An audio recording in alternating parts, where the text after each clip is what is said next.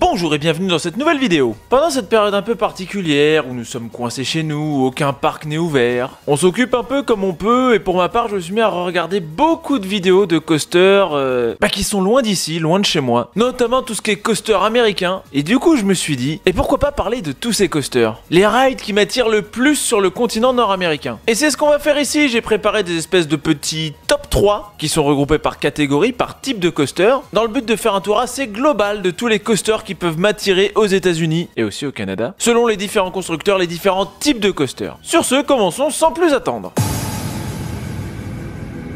Quel est l'inverted coaster qui m'attire le plus aux États-Unis? Une question assez difficile puisque je me suis rendu compte que l'inverted coaster qui m'attirait le plus au monde n'était pas dans cette liste puisque c'est un inverted européen, Katoon à Mirabilandia. Mais ici on parle des coasters sur le continent nord-américain. Spoiler alert, il n'y a que des BM dans ce premier top 3 et en troisième on retrouve Alpengeist à Busch Gardens Williamsburg. C'est tout simplement le plus gros inverted BM au monde. Et bien qu'il date de 1997, ce record n'a toujours pas été battu à l'heure actuelle. Il est immense, il est beau, il est grand, il a de bonnes inversions, mais pourquoi n'est-il que troisième de ce premier top 3? Eh bien c'est parce qu'il a l'air assez mal réparti. On a une première moitié qui a l'air parfaite pour un inverted BM avec de l'intensité et des bons éléments, mais après les freins mi-parcours ça a l'air un peu plus mou, un peu moins intéressant, et c'est pour ça qu'il n'est que troisième de ce petit top 3. En deuxième on trouve Afterburn à Carowinds, certes plus petit qu'Alpengeist, mais qui lui a l'air beaucoup plus bourrin sur tout le long de son layout. Il a de bons éléments, il a un Batwing qu'on ne retrouve pas du tout sur tous les inverted BM, ça a l'air sans temps mort, et petite cerise sur le gâteau, c'est en nylon donc ça fait un joli bruit.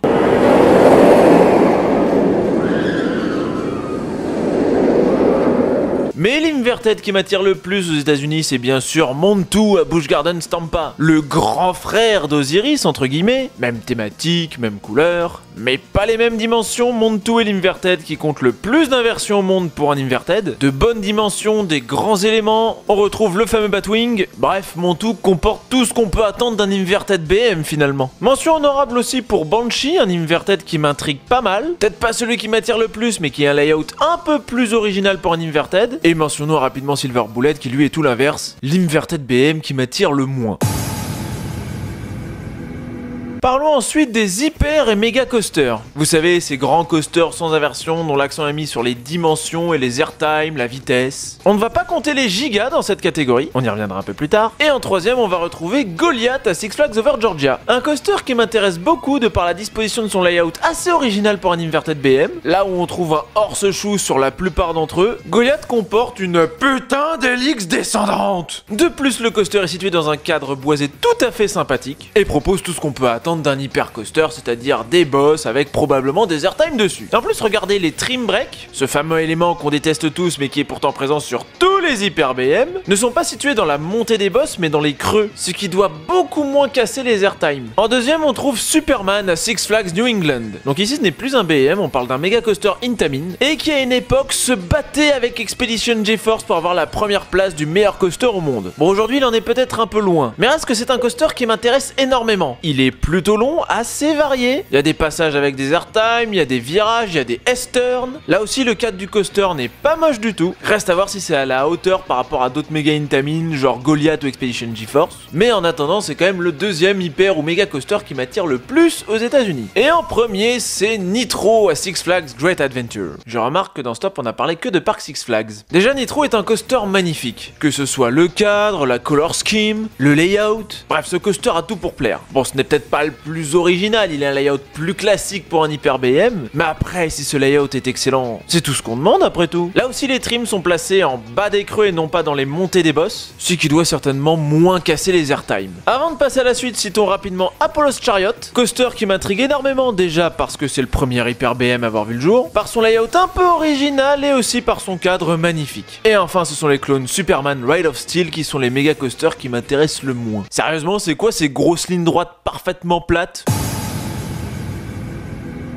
Cette fois-ci, on va parler d'une catégorie un peu particulière, les wooden coasters. Pourquoi particulière? Parce que c'est un style de coaster qui m'intéresse pas beaucoup à la base, je suis pas très friand de wooden. Et Dieu sait qu'il y en a un paquet aux États-Unis. Mais voilà, les wooden, c'est pas ce qui m'attire le plus dans les parcs à la base. Mais bon, on va quand même établir un petit top 3 des wooden qui m'attirent le plus sur le continent nord-américain. Et en troisième, ce sera Outlaw Run à Silver Dollar City. Oui, c'est un RMC, mais oui, ça compte quand même. Parce que c'est un RMC avec des rails Topper Track, par opposition aux rails Highbox qui eux ne sont plus considérés comme des wooden. Mais bref, donc Outlaw Run est bien un vrai wooden. Et bien sûr, c'est un RMC et il contient à peu près ce qu'on attend d'un RMC. A noter quand même que c'est le premier RMC, pas vraiment à voir le jour, mais c'est le premier RMC qui n'est pas un retrack. C'est également le premier à comporter des inversions, le premier wave turn, et le coaster est situé dans un cadre magnifique. En deuxième, on va parler de Lightning Rod. Oui, c'est encore un RMC, mais celui-là aussi est un vrai wooden. Déjà, c'est le seul wooden à posséder un launch. C'est original. Quant au layout, celui-ci est magnifique. Déjà, c'est un terrain coaster, donc qui joue réellement avec son environnement. De plus, c'est un RMC, avec quasiment tout ce qu'on peut attendre d'un RMC. C'est un coaster magnifique, c'est original, ça a l'air intense, et voilà... Qu'est-ce que je peux dire de plus, réellement? Après tout, on reste sur des coasters que je n'ai pas ridé, je peux pas donner de vrais avis. Et en premier, le wooden qui m'attire le plus aux États-Unis n'est bizarrement pas un RMC, c'est un Intamin Plug and Play, et c'est El Toro à Six Flags Great Adventure. Un coaster extrêmement bien réputé pour ses airtime, que ce soit en nombre, l'un des coasters qui aurait le plus d'airtime au monde, ou par leur puissance. Et c'est vrai que des boss à airtime, il y en a un paquet sur ce coaster et elles sont passées rapidement par le train. Ça donne bien envie. Puis les dimensions sont là aussi, on parle quand même d'un wooden qui fait 55 mètres de haut. Bref, très clairement, El Toro, c'est un méga coaster en bois. Et enfin, petite mention honorable quand même pour Boulder Dash, qui n'est certes pas dans mon style de coaster préféré, mais étant donné le cadre assez particulier de celui-ci, je serais quand même bien curieux de le faire. Et comme j'ai dit, comme les wooden coasters sont parmi un type de coaster qui ne m'attire pas beaucoup à la base, je serais incapable de donner quel est celui qui m'attire le moins.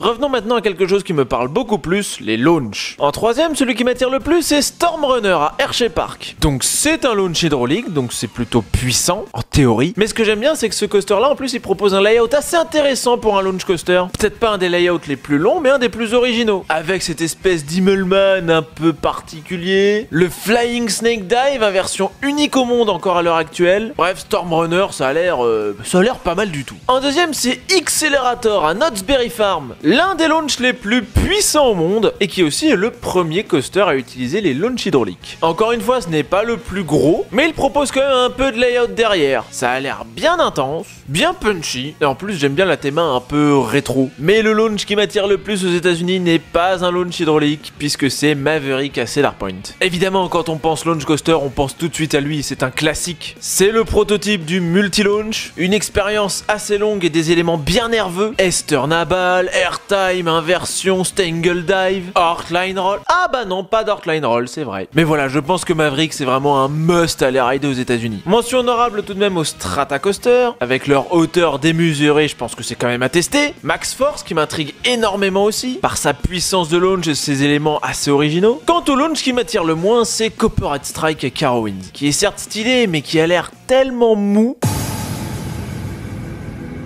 Parlons maintenant d'un type de coaster qui est très peu répandu chez nous en Europe, les flying. Ouais, nous on crève un peu la dalle à attendre un nouveau flying, alors que là-bas ils en ont déjà plein. Et en troisième de ce classement, on va trouver Nighthawk à Carowinds. Oui, je parle bien d'un flying Vekoma. Ce coaster m'intrigue énormément. Certes, c'est un Vekoma avec les anciens rails, mais son layout a l'air excellent pour ce que c'est. Et on ne trouve pas beaucoup de flying qui proposent ce type de layout aujourd'hui, même chez des meilleurs constructeurs. Les avis qu'on peut trouver sur ce coaster sont loin d'être mauvais. À aucun moment on ne parle de bave, de vibration, bref, tout ce qu'on trouve généralement avec les vieux Vekoma qui ont ce type de rail. Non, Nighthawk, j'aimerais vraiment bien le tester quand même. En deuxième, on trouve Manta à SeaWorld. Oui, faut pas déconner, devant Nighthawk, on trouve quand même des Flying BM. Déjà, Manta, c'est l'un des coasters les plus beaux qu'on peut trouver. Regardez-moi cette couleur, regardez-moi ce cadre, cette théma. Ça donne pas envie un coaster comme ça. C'est quand même l'un des plus gros Flying au monde. Peut-être pas le plus intense, c'est encore pour le coup. Est-ce qu'on attend vraiment de l'intensité dans un flying? À vous de me dire, moi je peux pas vous répondre, j'en ai jamais fait. Mais en premier, le flying qui m'attire le plus, c'est Tatsu à Six Flags Magic Mountain. Un coaster tout simplement majestueux, qui a été pendant longtemps le coaster qui m'attirait le plus au monde, avant l'arrivée des récents gigas. Le setup de ce coaster est juste incroyable. Il est perché en haut de sa colline, tous les éléments sont hauts, on est toujours en hauteur par rapport au sol, ça donne vraiment l'impression de voler. Puis on a cette immense pretzel loop où là on plonge tellement peut-être la première au niveau du sol, passage qui doit apporter beaucoup d'intensité dans un coaster très aérien jusque-là. Et puis voilà, le coaster est magnifique. Ce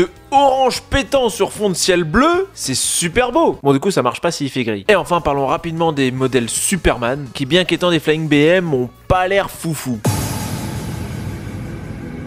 Encore une catégorie qui en Europe est très peu répandue. Je crois même qu'un stand-up en Europe, on en a qu'un seul, il a pas l'air fou en plus. Mais du coup, je me suis dit ce serait intéressant d'en parler. Et en troisième, on va trouver Green Lantern à Six Flags Great Adventure. Ce BM qui est tout vert, sauf le loop qui est jaune. Ce qui est pas très beau, mais bon, c'est justifié dans la théma. Ok. Puis en parlant de théma, c'est un coaster sur un parking quand même. On a déjà évoqué des coasters bien plus beaux dans cette vidéo auparavant. Mais reste que c'est un gros stand-up BM, que ça doit quand même être intéressant à faire. En deuxième, c'est le plus petit Georgia Scorcher à Six Flags Over Georgia. Certes, celui-là c'est un petit modèle de stand-up BM, mais qui a l'air bien nerveux et bien fluide en plus de ça. Un coaster tout à fait appréciable. Bon, le cadre c'est un peu... Il y a des arbres à côté, mais il y en a pas de l'autre. Et il est un peu miniaturisé par Goliath se tenant juste à côté de lui. Mais pour un stand-up, ça a l'air d'être un coaster intéressant à faire quand même. Mais le stand-up qui m'attire le plus aux États-Unis, c'est bien sûr le plus grand d'entre eux, Riddler's Revenge à Six Flags Magic Mountain. Tu sens que c'est dans ce stand-up que BM a mis en œuvre tout son savoir-faire en matière de coaster.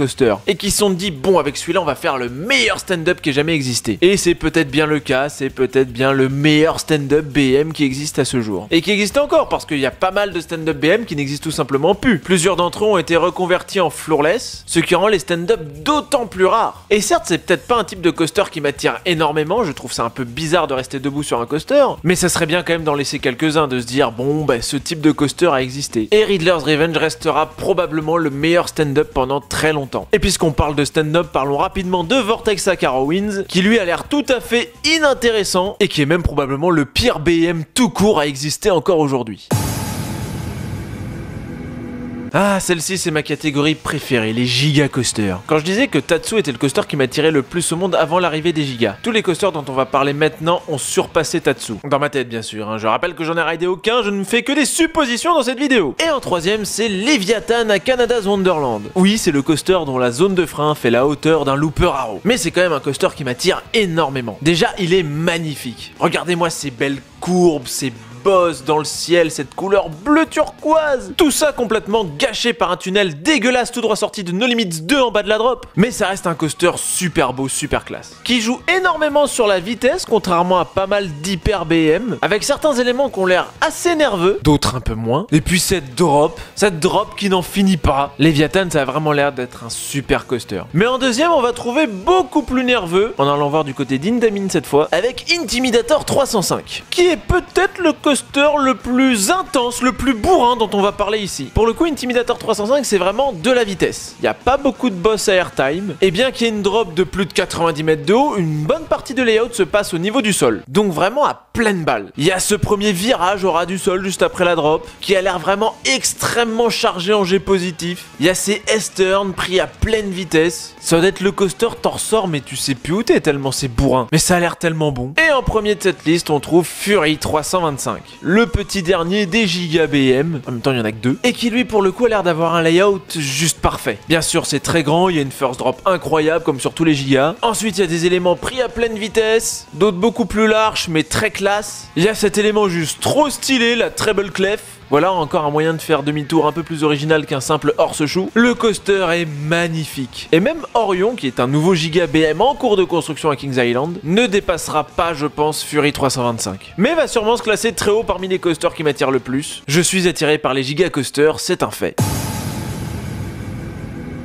Une catégorie que vous attendez peut-être, les hybrides coasters. Et on va pas se le cacher, on va parler de RMC uniquement dans cette catégorie. Surtout que là aussi en Europe, des RMC on en a pas beaucoup pour l'instant. Ça commence à venir, mais par rapport à l'Amérique du Nord, c'est encore pauvre chez nous. Et en troisième, on va trouver Twisted Cyclone à Six Flags Over Georgia. Déjà j'aime bien les RMC bleus, je trouve ça beau, mais j'aime beaucoup son layout. Mais après je pourrais pas en dire grand chose de plus, les RMC ça fait partie des coasters que tant que je les ai pas raidés, je sais pas trop quoi en penser. Bien sûr ça m'attire, ils ont l'air excellents, mais je sais pas si je vais kiffer ça plus qu'un BM BM ou qu'un Intamin par exemple. En deuxième, c'est Twisted Colossus à Six Flags Magic Mountain, retraque d'un monument d'un coaster iconique dans le monde des coasters, Colossus. Ce que j'aime beaucoup avec Twisted Colossus, c'est qu'il est très long. En même temps, il y a 2 livres, donc il y a 2 moitiés. Mais du coup, voilà, c'est comme si on raidait 2 coasters, mais en seulement un ride. Puis ça a l'air vraiment bien nerveux, il y a des bons éléments dans la tradition RMC, tout ce qu'on attend d'un bon coaster finalement. Et le RMC qui m'attire le plus, sans grande surprise, Steel Vengeance à Cedar Point. Déjà, on parle quand même là du coaster numéro 1 dans le monde, si on se réfère aux avis. Rien que ça, forcément, ça donne envie de le rider. Puis il est gigantesque, il est bien long, il y a des super éléments. On ne peut être qu'attiré par ce coaster. Alors que paradoxalement, c'est un des coasters dont je parle le moins. Je parle plus facilement d'un Intimidator 305 ou d'un Fury 325 par exemple. Mais ce serait mentir de dire que ce monstre ne m'attire pas, bien sûr qu'il m'attire. En mention honorable, citons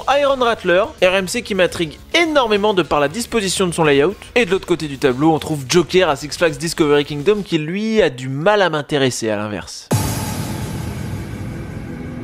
Ça y est, c'est l'heure. Vous allez enfin savoir quel est le coaster qui m'attire le plus aux États-Unis, et même dans le monde entier d'ailleurs. C'est bien sûr un coaster dont on a parlé dans cette vidéo, et il s'agit de Fury 325 à Carowinds. Pourquoi est-ce qu'il y a des gens qui sont déçus là? Vous attendez Steel Vengeance peut-être? Et oui, que voulez-vous, moi c'est Fury 325 qui me donne le plus envie. Comme j'ai dit, je suis énormément attiré par tout ce qui est giga, que ce soit BM ou Intamin, puisqu'en deuxième de cette liste on trouverait Intimidator 305. Mais c'est le monstre BM qui m'attire le plus. Avec ce layout si imposant, si grand, plein d'éléments partout, assez diversifiés, ce coaster qui est super beau, et ben que dire de plus? Encore une fois, c'est un coaster que je n'ai pas ridé dans tous les cas. Moi je n'attends que ça après de pouvoir aller le rider. Et voilà pour le coaster qui m'attire le plus. Et pour celui qui m'attire le moins aux États-Unis, c'est ce truc là. Non sérieux, ça je veux même pas en entendre parler quoi, virez ça de mon écran. Et voilà, c'est la fin de cette vidéo sur les coasters qui m'attirent le plus sur le continent nord-américain. Dites-moi ce que vous en avez pensé, ou quel est le coaster qui vous attire le plus. Et sur ce, je vous laisse et je vous dis à plus.